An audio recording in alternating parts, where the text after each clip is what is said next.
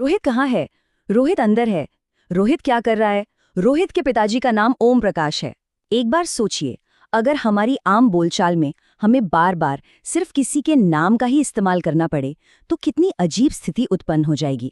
ऐसी बातें सुनने में कितनी असहज, कितनी लंबी और सच कहे तो काफी बोरिंग लगने लगती हैं। यहाँ साफ पता चलता है कि कुछ तो कमी है। एक अजीब सी अफरा तफरी बन जाती है जहाँ बिना रुके बस एक ही नाम की रट लगाई जा रही है। तो यहाँ एक बहुत ही दिलचस्प सवाल उठता है, क्या होगा अगर इस दुनिया में प्रोनाउंस जैसी कोई चीज हो ही ना? सच बात तो ये है कि अगर भाषा में ये बहुत ही जरूरी ग्रामर वाले टूल्स ना हो तो हमारी बातें बहुत भारी, बार बार एक ही शब्द दोहराने वाली और सुनने में बिल्कुल बेतुकी लगेंगी। भाषा का असली मजा ना उसके प्रवाह में होता है, उसके फ्लो में, और इन टूल्स के बिना वो फ्लो पूरी तरह से टूटकर बिखर जाएगा। इसलिए आज के इस विश्लेषण में हम इसी मूल विषय के बिल्कुल डेप्थ में जाएंगे। हमारा मकसद यहाँ इंग्लिश प्रोनाउंस के पीछे छुपे हुए असली लॉजिक को समझना है। देखिए, अक्सर ग्रामर को बस रटने की कोशिश की जाती है ना? लेकिन आज हम उस पुराने रट्टा मारने वाले तरीके को पूरी तरह से छोड़कर एक नए और बिल्कुल लॉजिकल नजरिए से इन शब्दों को समझेंगे। क्योंकि एक बार जब लॉजिक पकड़ में आ गया तो ये विषय हमेशा हमेशा के लिए आसान हो जाएगा। आज की इस चर्चा का रोड मैप बिल्कुल क्लियर रखने वाले हैं हम शुरुआत करेंगे द व्हाट और व्हाई से। फिर देखेंगे personal pronouns, subjective versus objective cases क्या होते हैं, पोजेसिव लॉजिक को समझेंगे, डेमॉन्स्ट्रेटिव और रिलेटिव प्रोनाउंस पर बात करेंगे, और आखिर में इनडेफिनिट और रिफ्लेक्सिव प्रोनाउंस को कवर करेंगे। तो चलिए शुरू करते हैं। सबसे पहले शुरुआत करते हैं इस कॉन्सेप्ट की बिल्कुल बुनियाद से, यानी द व्हाट एंड व्हाई। आखिर इन शब्दों का मूल मतलब क्या है और हमें भाषा को ठीक से बोलने या लिखने के लिए इनकी इतनी जरूरत क्यों पड़ती है? अब ध्यान से देखिए, इस शब्द में ही इसका असली अर्थ छुपा हुआ है। इस शब्द को दो हिस्सों में तोड़ा जा सकता है, प्रो जिसका मतलब होता है के लिए, और नाउन जिसका मतलब होता है नाम। तो गोल्डन रूल या सबसे अहम नियम बस ये है कि ये ऐसे शब्द हैं जो किसी नाम की जगह पर इस्तेमाल किए जाते हैं ताकि भाषा में बार बार एक ही नाम का वो इरिटेटिंग रेपिटेशन ना करना पड़े। इसको एक एग्जाम्पल से देखते हैं। एक तरफ का उदाहरण लीजिए, रजनी एक अच्छी लड़की है, रजनी के पास गिटार है। ये पढ़ने में थोड़ा रुकावट भरा लग रहा है ना? अब इस छोटे से बदलाव को देखिए, रजनी एक अच्छी लड़की है, उसके पास गिटार है। एक छोटे से शब्द उसके ने पूरे वाक्य का फ्लो कितना नेचुरल बना दिया। नाउन को एक छोटे से शब्द ने रिप्लेस किया और कम्युनिकेशन बिल्कुल शीशे की तरह क्लियर हो गया। हमारा अगला पड़ाव है पर्सनल प्रोनाउंस। ये वो शब्द हैं जो हमारी आम बोलचाल में सच में सबसे ज्यादा इस्तेमाल होते हैं। पर पता है, यहाँ एक नई भाषा सीखने वालों के लिए एक बहुत बड़ा ट्रैप या कहीं एक जाल भी छुपा होता है जिसे समझना बेहद जरूरी है। तो सबसे जरूरी पॉइंट यहाँ निकल कर आता है एक कॉमन मिस्टेक से। एक आम वाक्य लेते हैं, मुझे चॉकलेट पसंद है। अगर इसका डायरेक्ट हिंदी से इंग्लिश में ट्रांसलेशन किया जाए तो आमतौर पर दिमाग में सबसे पहले यही आता है कि मुझे का मतलब तो मी होता है, इसलिए सेंटेंस होना चाहिए मी लाइक चॉकलेट्स।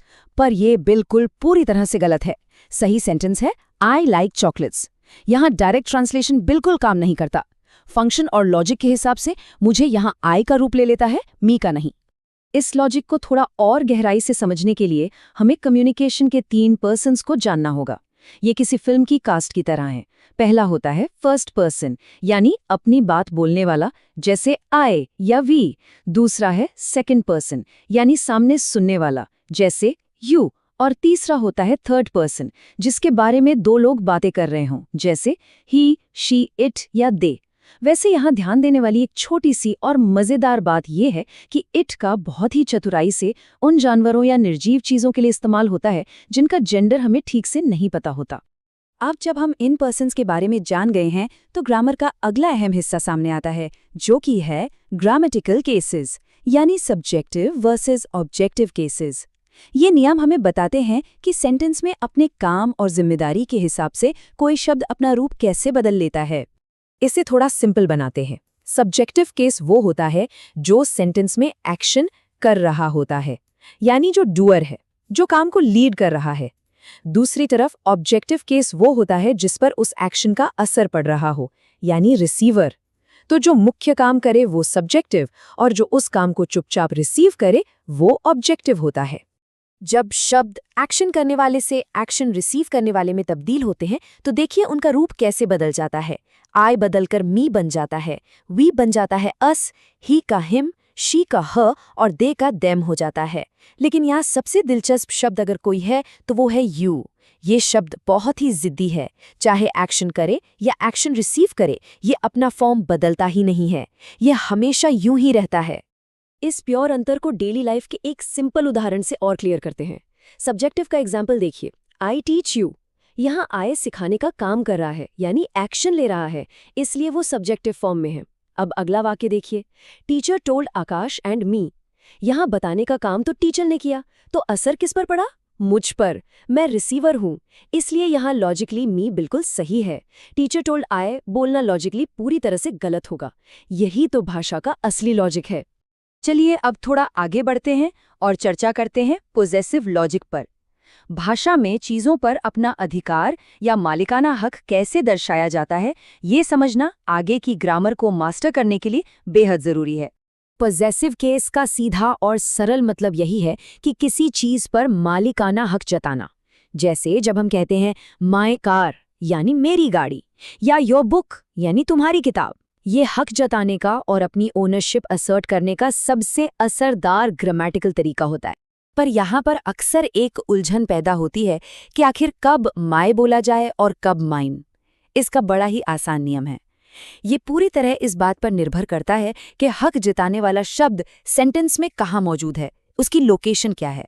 अगर वो शब्द नाउन से ठीक पहले है तो my, our, your, his, her, their आएगा, और वहीं अगर वो बात के आखिर में अकेले बैठा है तो mine, ours, yours, hers, theirs का इस्तेमाल होता है। इस सिद्धांत को इन उदाहरणों से एकदम पक्का कर लेते हैं।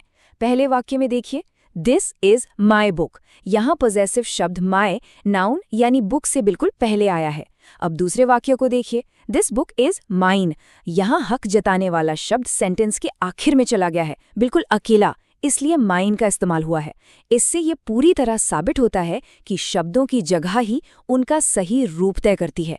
इस लॉजिक के बाद सच में रट्टा मारने की कोई भी जरूरत नहीं बचती। हमारा पांचवा हिस्सा है डेमोन्स्ट्रेटिव और रिलेटिव प्रोनाउंस। ये वो खास टूल्स हैं जो चीज़ों की तरफ इशारा करने और कॉम्प्लेक्स विचारों को एक साथ जोड़ने का बड़ा शानदार काम करते हैं। डेमॉन्स्ट्रेटिव शब्दों को समझने का फॉर्मूला सच में बहुत ही सिंपल है। बस दो चीज़ें याद रखनी है, दूरी और गिनती। अगर कोई एक अकेली चीज़ बिल्कुल नज़दीक रखी है तो दिस का प्रयोग होता है। अगर वही एक चीज़ थोड़ी दूर रखी है तो दैट का इस्तेमाल होगा। वहीं अगर एक से ज़्यादा चीज़ें पास हैं तो दीज, और अगर एक से ज़्यादा चीज़ें दूर रखी हैं तो दोज का इस्तेमाल होता है। तो बेसिकली सब कुछ फिजिकल डिस्टेंस और उनकी क्वांटिटी पर निर्भर करता है। और अब बात करते हैं रिलेटिव शब्दों की, जैसे हु, विच और दैट। ये शब्द ना भाषा के अंदर किसी पुल या ब्रिज की तरह काम करते हैं। ये दो हिस्सों को आपस में लिंक करने का काम करते हैं। एक बहुत ही आम और मज़ेदार उदाहरण देखिए, the dal which is served twice a week, यानी वो दाल जो हफ्ते में 2 बार मिलती है। यहाँ इस शब्द विच ने दाल और उसके मिलने वाले शेड्यूल को कितनी खूबसूरती से आपस में जोड़ दिया है ना।